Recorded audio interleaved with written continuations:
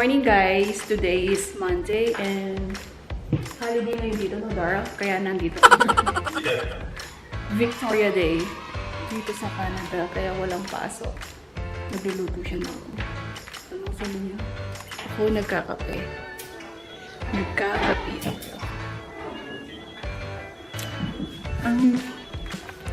Mag-unboxing ako mamaya. Good morning guys! So for today, samahan nyo ko para ipalit yung gulong ng dalawang sasakyan namin. Just to give you a brief background, kasi dito sa Canada, lalo na dito sa Alberta, usong-uso dito yung winter tires. Bakit? Kasi since nagsusnow dito, yung winter, pagka nag-snow, sobrang dulas. Kaya kailangan mo ng different sets of tires, which is yung winter tires, specifically for snow. So, yung ridges niya mas malalawak para mas kumapit kung sakali man makatapak sa snow. So, that's what it does during winter. Ngayon, of course, since it's not winter anymore and summer has officially started, so, kailangan naman natin ng seasonal tires. Hindi naman natin pwedeng gustuhin na mapudpud ng todo yung winter tires. So, it doesn't serve the purpose anymore, diba? So, yeah, samahan nyo kami. Papunta ako ng Costco. Ang schedule ko is 10:30. See ya, guys! Bye! So, naipasok ko na yung sasakyan. Sabi nila, considering na may pandemic, so it would take an hour and a half para matapos yung tire change para sa dalawang sasakyan. Now, surprisingly, dito sa Costco, mura talaga ang services, especially in tire change. Kung makikita mo sa iba, probably it could take you around more than $100. Dito, less than $90. So, yeah, buti na lang at nakapag-schedule ako ng appointment. Dito sa Costco, marami nagpapapalit ng gulong, kaya talagang punuan. So, lalo na't ngayon, pa-summer na kami. So, kailangan na palitan yung winter tires. So yeah, samahan nyo kami. Since maghihintay lang naman kami, pasok na lang ako ng Costco para mag-grocery. Bye! So, nagtawag ako ng kaibigan para samahan ako magmaneho. Nakaschedule kami ng 10:30 and nandito na kami ng 10:30 para mas madali. Kasi pagka walk-in, syempre kung kailan available, sa kanila ipapasa. So, mas maganda na appointment. So, yeah, ngayon, nandito kami. Nakapila. Medyo mahaba at matagal kasi nga onti lang din yung tao, but nonetheless at least ikaw nasa priority ka, diba? Hindi mawawala yung spot. 2,000 years later. Hey guys, good afternoon. So it's already 1 p.m. and we're done with the tire exchange or tire changes for the two cars. It only took me $90 plus for two cars, and which is very cheap for me. So, nandito na kami sa bahay at labas na namin yung dapat naming ilabas. So, bumili lang kami ng mga grocery as well. Ako binili ko yung ladder. Isa sa mga magagandang ladder. Buti na lang meron ng Costco. So, makikita nyo, ayun. Yun yung ladder. Yung gulong, yung dalawa. So, yeah. Ngayon, basa pa yung paveway kaya hindi pa namin madaanan. So, kailangan muna ng curing at patuyuin para mas maganda. Okay, samahan nyo kami mamaya. Bye! Dumating na yung in-order ko sa... nag-order ako sa Amazon ng mga... series lang nag-order ng mga...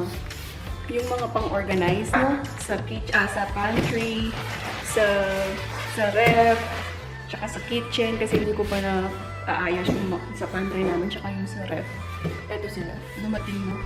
So, yeah, unboxing natin. Ay, mga joke!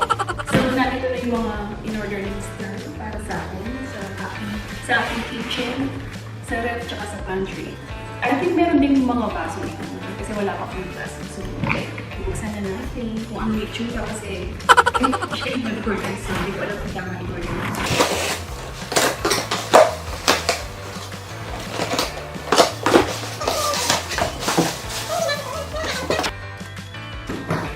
Meron yung ano dito dar. Okay po ng pang-charge na. Ito ano. Ayun. bala ng pen. Ink. Pink para sa ballpen niya. Nag-order na lang siya ng pink. Yan siya. Magkano to? Ay, yung mga sa mga sa ref. Pang-organize.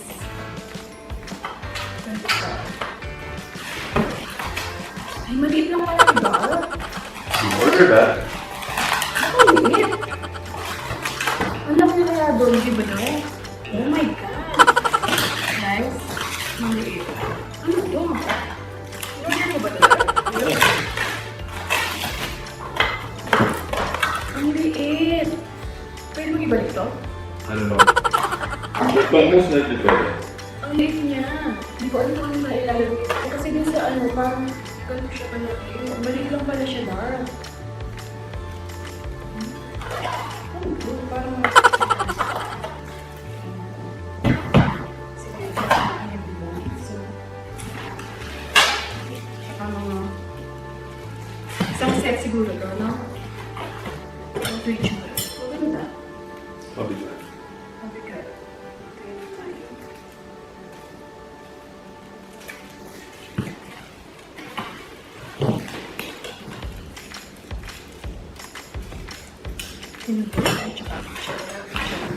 Kompleto. Ay, meron siya malaki. Hindi mo, hindi malaki siya. Sabi mo. Pang sandok. 4-6. Ay, oh, ganda lang siya. See, ang laki nila talaga sa picture, guys. Pati to, ang laki sa picture nito, tingnan namin ko. 6, yeah. For how much? Ganito siya. Maganda. Pamayaman. Oh, 60. Oh, $60 for 6.46 siya. Yeah. Mabigat. Yeah. Tama lang. Bumili din siya ng lalagyan ng bumili niya ng mga kutsara at saka pinito. Ito siya. Para sa children. No? Yeah, para organize. So, ito siya guys. Kasama ba ito? Di ba parang Ano? hindi ba ito? Ano po isa sila?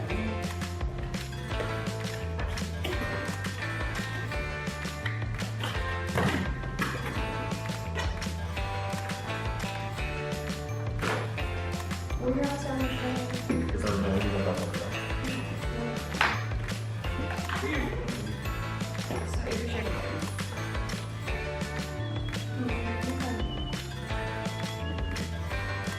Sa Amazon ng mga color lahat.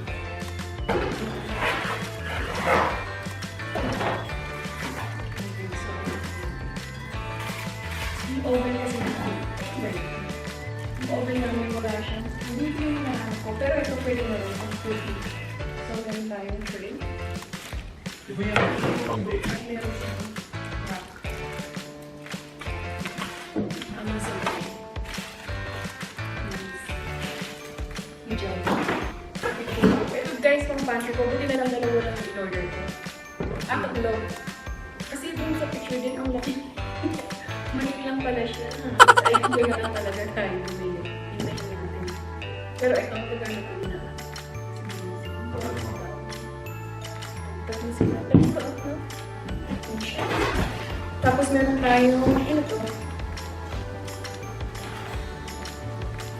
Tongs. Meron, kasi wala pa kami yung tongs. Kulay pula. Dalawa to. O dalawa. Isang maliit. Isang malaki. Ito, isang maliit.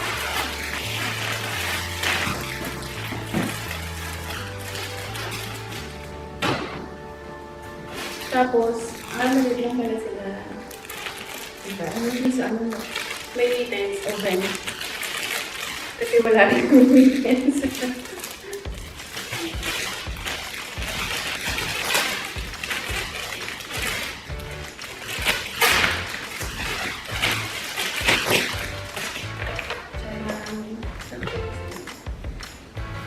Pwede.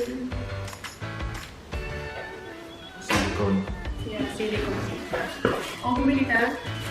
May dishwasher. Kasi mura. Liquid kasi mas mura sa Amazon daw. Ito kasi galing ng Palmolive. Parang shampoo sa akin. Isa lang binili ko dar. Tapos, ano? Ano ba? Hindi ko alam yung charger. Battery charger ng camera ko. Kasi laging nalulog at wala siyang kapalit.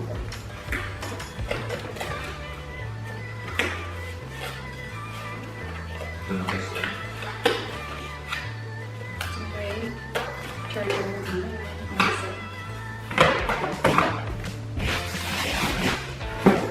Tapos, meron kami filler. Wala din kami filler. May filler na kami. Yan sa washroom. So, nililigid. Oh. Hindi, pinaasan mo.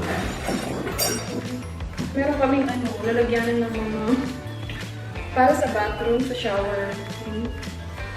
Yung pang lagay ng mga shampoo kasi lalagay ko.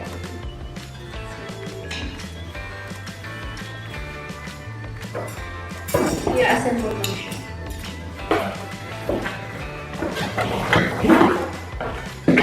I-assemble mo lang doon.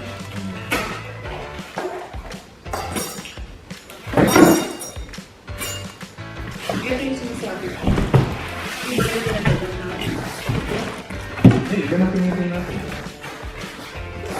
Pinili natin. Dalawa pala yung dishwasher liquid.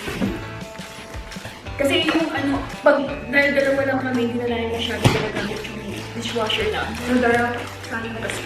Ito yung sinasabi. Ano bang kulay mo nito? Brown in order. Ito naman, ang ano kung organized na sa kwarto naman ng mga anit-anit. Diba? Did you order it tama? Hindi.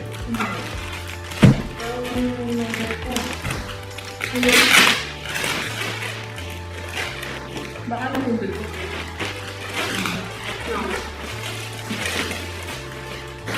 Ayoko siyang buksan kasi kapag umag. Hindi ko naman pagka.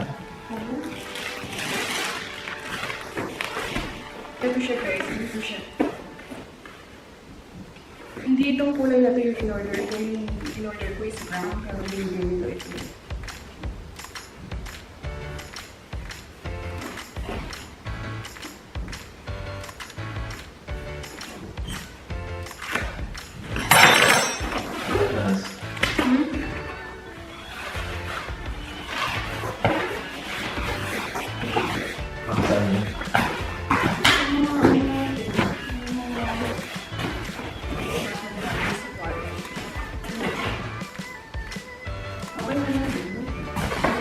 Pwede na ito. Pwede na lang ito. Tatlo. Yun lang. May radyo na isa. Ito. Maliit pa lang. Kasi dun sa picture, ang laki niya, ano siya. Ang lalagay ko dito sa ref, diba? Yun naman lang. Ito. So, sana pwede siya magkakaroon. Yun lang guys. Ang in-order ni Miss Ted. So, abangan nyo ang pag-aalis ko ng pantry, tsaka ref, tsaka ng kitchen. Abangan nyo yun. Dito sa aking vlog. Thank you ulit sa panonood. Huwag niyo kalimutan mag-subscribe, like, at i-share ang video na to. At abangan pa ang mga susunod na videos. Thank you! Stay safe, mga Jo. Bye!